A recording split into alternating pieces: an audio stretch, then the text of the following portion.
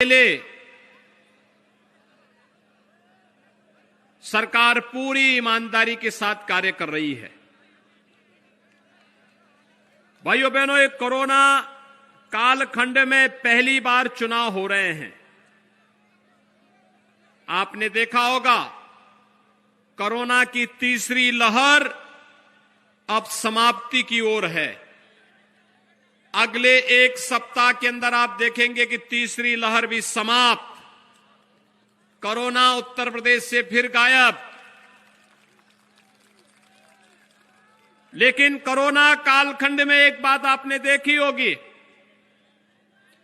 Corona के दौरान सपा, बसपा, कांग्रेस या किसी भी राजनीतिक दल का व्यक्ति नहीं था, या तो भारतीय जनता पार्टी की डबल इंजन की सरकार कार्य कर रही थी, और या फिर भारतीय जनता पार्टी का कार्यकर्ता आपके पास आकर के सेवा कर रहा था।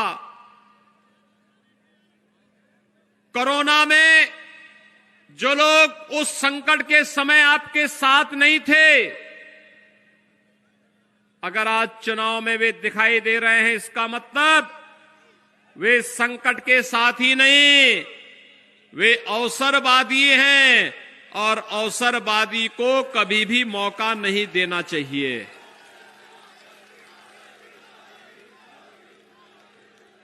कोरोना कालखंड में उत्तर प्रदेश के अंदर प्रत्येक व्यक्ति को फ्री में टेस्ट, फ्री में उपचार, फ्री में वैक्सीन, सबको वैक्सीन। कितने लोगों ने वैक्सीन लगाया है? और इस सड़क की तरफ जो लोग खड़े हैं, वैक्सीन नहीं लें क्या?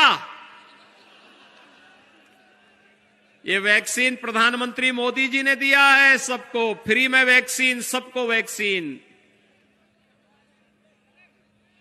जो लोग वैक्सीन के खिलाफ दुष्प्रचार कर रहे थे, वे लोग कोरोना फैला रहे थे, लोगों के जीवन के साथ खिलवाड़ कर रहे थे। आप में से 100% लोगों ने वैक्सीन ली है, इसलिए वैक्सीन लेने वाला हर वोट कमल के निशान पर। क्या सहमत हैं? जो लोग जीवन को संकट में डाल रहे थे, जब सत्ता से दूर हैं तब जीवन को संकट में डाल रहे हैं, और जब सत्ता में थे तो कोसी कला का दंगा करवाते थे ना। समाजवादी पार्टी के समय में सबसे पहला दंगा हुआ था कोसी कला का,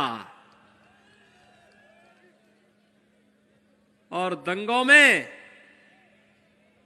हिंदू निर्दोष मारा भी गया, व्यापारियों के प्रतिष्ठान जलाए भी गए, और जब उन्होंने गुहार लगाई कि साहब न्याय करो, तो झूठे मुकदमों में जेल भी बंद कर दिया।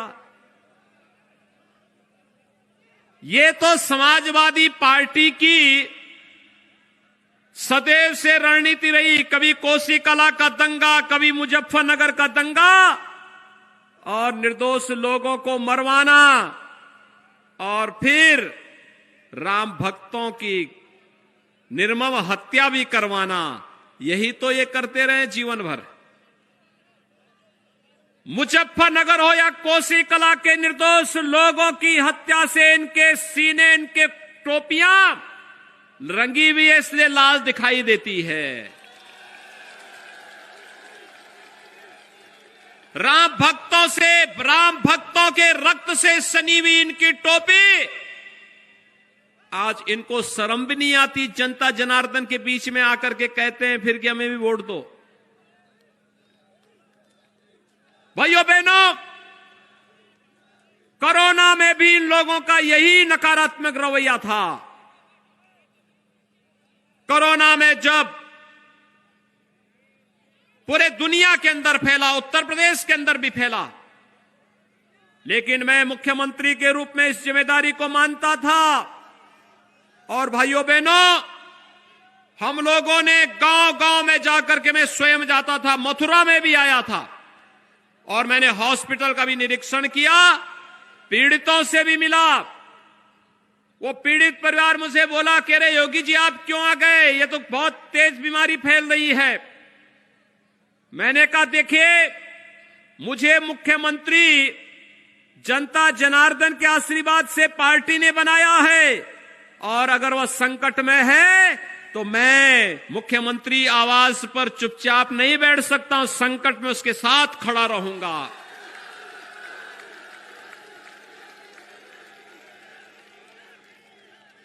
और भाइयों बहनों,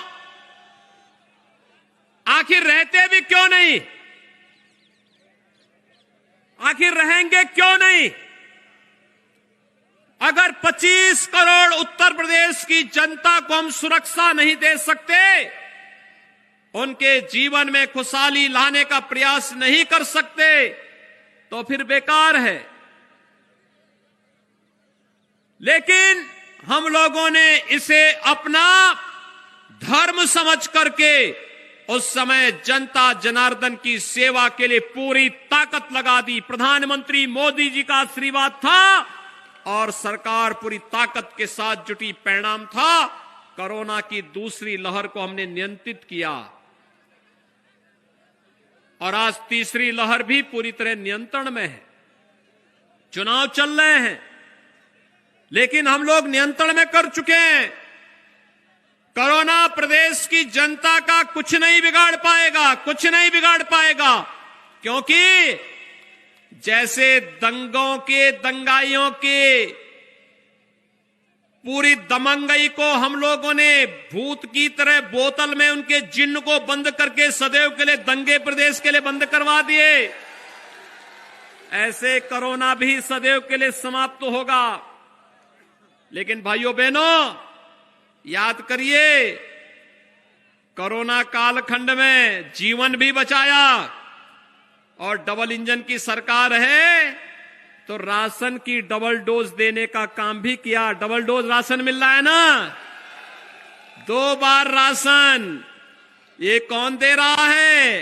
ये भारतीय जनता पार्टी की डबल इंजन की सरकार दे रही है।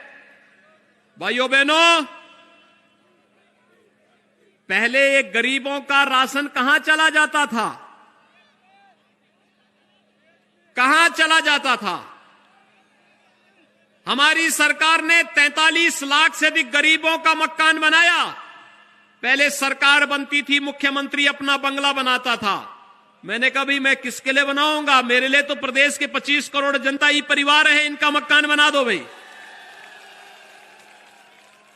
इन्हीं का मकान बनाओ। 43 लाख गरीबों का मकान बनाया। और कल ही आपने केंद्र सरकार का बजट देखा होगा, प्रधानमंत्री जी ने 80 लाख अन्य लोगों के लिए मकान स्वीकृत कर दिए हैं। 80 लाख।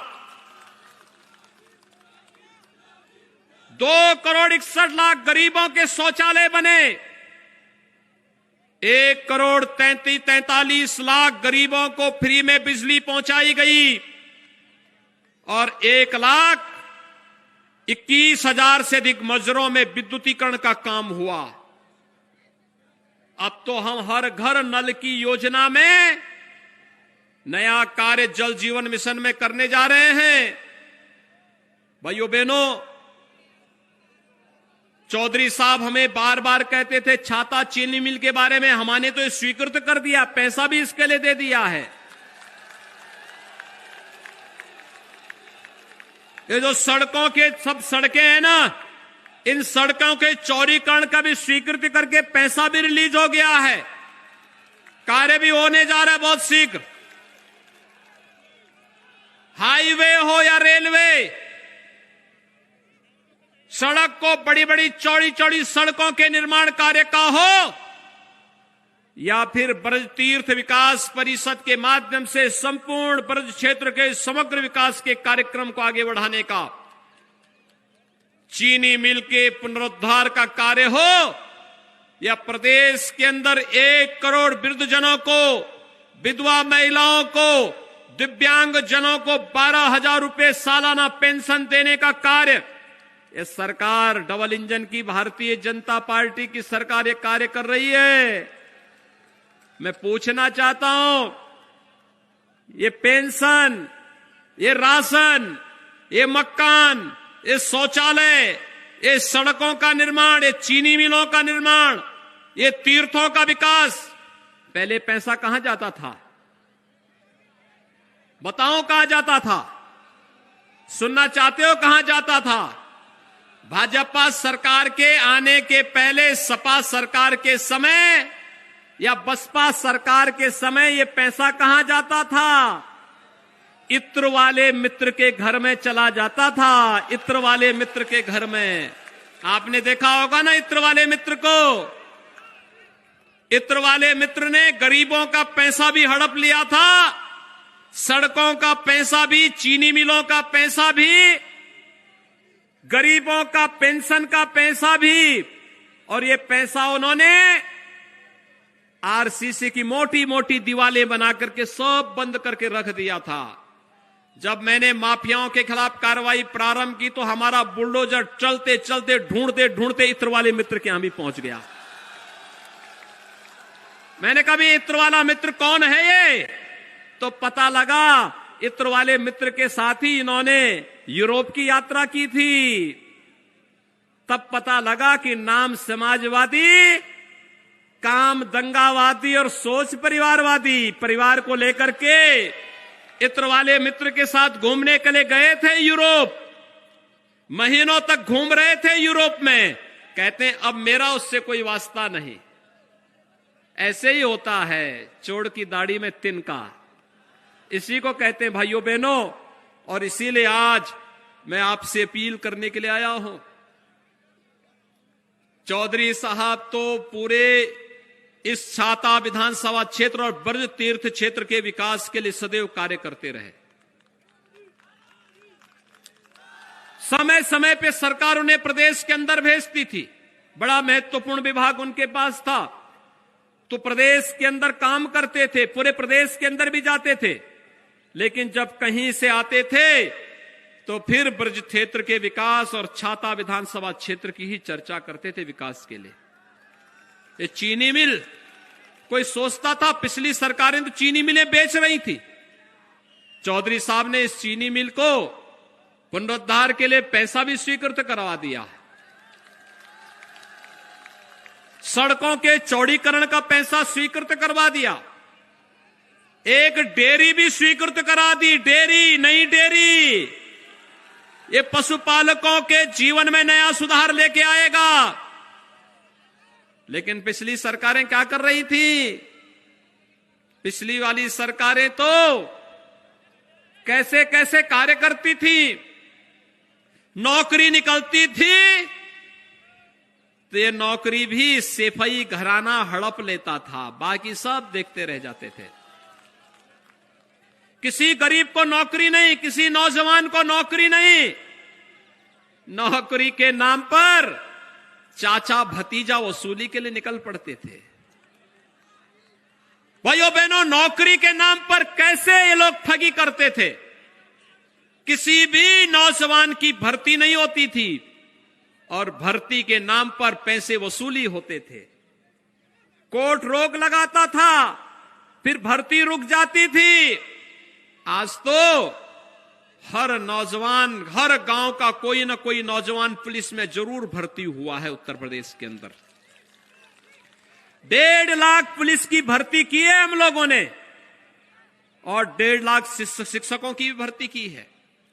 अन्य विभागों को लेकर के देखेंगे 5 लाख से अधिक भर्ती हुई है उत्तर प्रदेश में, 5 लाख से अधिक सरकारी नौकरी में। और उद्योग, जो कानून व्यवस्था का, पेप्सिको का एक बड़ा कारखाना हमने लगाया है। आलू किसानों को 1 लाख मीट्रिक टन आलू अकेले वह कारखाना खपत करेगा और किसानों को अच्छा दाम देगा, अच्छा दाम देगा। ये सरकार की सोच है। पहले कारखाने नहीं लगते थे, क्योंकि जब व्यक्ति सुरक्षित नहीं था तो पूंजी कहां से सुरक्षित रहने वाली थी।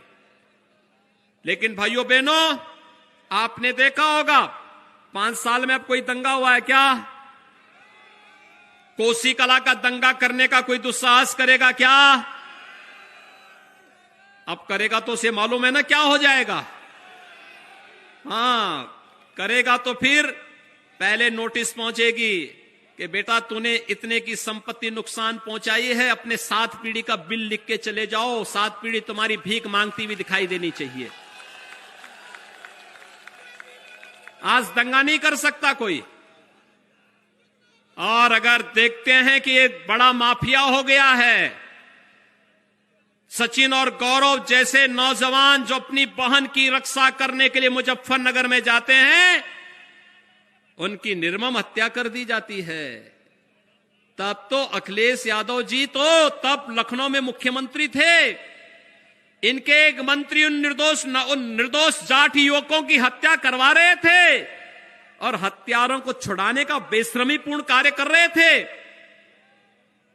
हमारी सरकार के समय कोई दुस्साहस नहीं कर सकता। बेटी की सुरक्षा की तरफ टेढ़ी नजरों से भी देखोगे ना तो दुर्योधन और दुशासन जैसा हाल हो जाएगा। गरीब की संपत्ति पर हाथ फेरने का कार्य करोगे, कमजोर को सताने का कार्य करोगे, व्यापारी को लूटने का कार्य करोगे, तो एक तरफ हमारा हाईवे बनता है, सड़क बन रहा है, फिल्म सिटी बन रही है, जेवर का एयरपोर्ट बन रहा है, और दूसरी तरफ माफिया के खिलाफ सरकार का बुलडोजर भी खड़ा रहता है।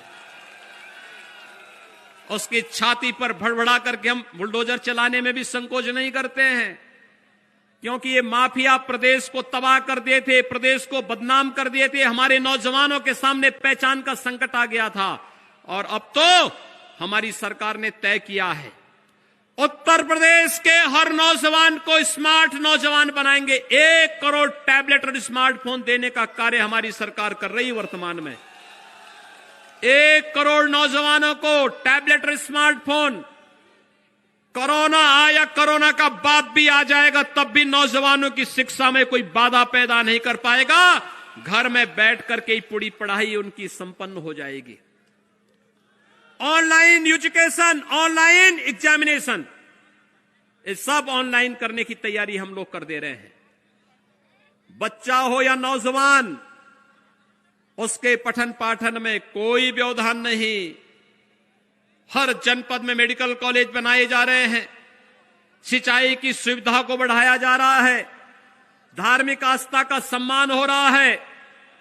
पेशेवर दंगाई और माफियाओं के खिलाफ सरकार सख्ती से निपटने का कार्य कर रही है। और भाइयों बहनों, मैं आज आप सबसे ये अपील करने के लिए आया हूं। देखिए, जैसे ही चुनाव प्रारंभ हुए और चुनाव के दौरान जैसे ही विभिन्न दलों को लगा कि अब सरकार सीधे कार्रवाई नहीं करेगी क्योंकि चुनाव आयोग बीच में है, तो उसने फिर से मेवाती गुंडों को बुला करके अपना कार्य प्रारंभ कर दिया है। यहां रामवीर सिंह की जो हत्या हुई थी ना, हमारे चौधरी साहब के जो प्रस्तावक थे प्रधान जी, उनकी प्रधान के हत्यारे कहां से आए थे? मेवात से आए थे, मेवात से। ये मेवाती फिर से आकर के यहां उपद्रव कर रहे हैं। उनको नहीं मालूम कि 10 मार्च के बाद फिर इनका उपचार होगा, इनकी सारी गर्मी शांत करवा दी जाएगी। 10 मार्च के बाद इनकी पूरी गर्मी शांत होने वाली है। ये जो दिखा रहे हैं ना अभी, ये गर्मी तात्कालिक है। कहते हैं ना, जब किसी चींटी पे पंख लगने लगते हैं तो समझ लो कि इसकी मौत का समय आ गया। फड़फड़ा रहे हैं ऐसे ही, हत्या करके निर्दोष लोगों की हत्या करके। लेकिन स्वर्गीय रामवीर सिंह को मैं अपनी श्रद्धांजलि देता हूं। और भाइयों बहनों, आप सबसे मैं इस बारे में कहता हूं, हत्यारा कोई भी होगा बख्शा नहीं जाएगा। बहुत सख्त सजा उसको देंगे, सख्त सजा मिलेगी। हमारे यहां तो किसी को हम छेड़ते नहीं, लेकिन अगर कोई किसी निर्दोष को छेड़ेगा तो फिर उसको छोड़ते भी नहीं है। और भाइयों बहनों, इसीलिए आज मैं आपके बीच आया हूं। चौधरी साहब ने पूरी तन्मयता के साथ छाता विधानसभा क्षेत्र की, मथुरा जनपद की, ब्रज क्षेत्र की और पूरे प्रदेश की सेवा की है। और भाइयों बहनों, पूरी मेहनत से किया है कार्य। लगातार जहां मैं भेजता था, जैसे प्रदेश में किसानों की उपज नहीं खरीदी जाती थी, तो मैंने चौधरी साहब के ही नेतृत्व में एक टीम भेजी थी देश के अलग अलग राज्यों में। और मैंने कहा, चौधरी साहब आप देख करके आइए कैसे होता उपज खरीद का काम। और ये लोग आए थे, इन्होंने सरकार के सामने फिर प्रेजेंटेशन प्रस्तुत किया और परिणाम था आज किसान को उसकी उपज का दाम सरकार दे रही है। चीनी मिलों का पुनरुद्धार का कार्य कर रही है। नौजवानों के लिए रोजगार की सुविधा लेकर के आ रही है। बेटियों की सुरक्षा की पुख्ता व्यवस्था कर रही है। नई नई डेयरियां स्थापित हो रही हैं। रोजगार सृजन के कार्यक्रम हो रहे हैं। वृद्धजनों को, निराश्रित वृद्धजनों को पेंशन की सुविधा, विधवा महिलाओं को पेंशन की सुविधा, दिव्यांग जनों को पेंशन की सुविधा और अपने प्रदेश के युवाओं के लिए नौकरी के साथ साथ उसे टैबलेट और स्मार्टफोन देने की कार्रवाई भी सरकार कर रही है। इसलिए कर रही है क्योंकि अब उत्तर प्रदेश को हम उस स्थिति में लेके आ गए हैं जहां उत्तर प्रदेश की अर्थव्यवस्था को देश की नंबर 1 की अर्थव्यवस्था के रूप में स्थापित करना है। नंबर 1 की अर्थव्यवस्था के रूप में। और आज मुझे तो बहुत अच्छा लगा, आज इस कार्यक्रम की अध्यक्षता हमारे यहां पर कर रहे हैं ठाकुर चंदन सिंह जी, पूर्व विधायक रहे 2 बार के। आज मैंने उनको यहां पे देखा है। ठाकुर चंदन सिंह जी 1974 में मेरे गुरुजी के साथ भी विधायक थे और वह स्वयं आज यहां आशीर्वाद देने के लिए आए हैं। चौधरी साहब के साथ उनको पूरा सहयोग देने के लिए आए हैं। मैं उनका अभिनंदन करता हूं। इन लोगों ने बहुत संघर्ष किया है और आज इस संघर्ष से तपी तपाई उत्तर प्रदेश की भूमि उत्तर प्रदेश के प्रत्येक नागरिक के जीवन में खुशहाली लाना चाहती है। हर बहन को, हर बेटी को सुरक्षा देना चाहती है। उनके जीवन में खुशहाली लाना चाहती है। हर नौजवान को रोजगार के साथ जोड़ना चाहती है और हर किसान के जीवन में नई खुशहाली ला करके उसको बेहतर तरीके से आगे बढ़ने के लिए आगे कार्य कर रही है। और इसलिए भाइयों बहनों, आज मैं आपसे अपील करने के लिए आया हूं। चौधरी लक्ष्मी नारायण जी के लिए आपने कहा है अब की बार 1 लाख,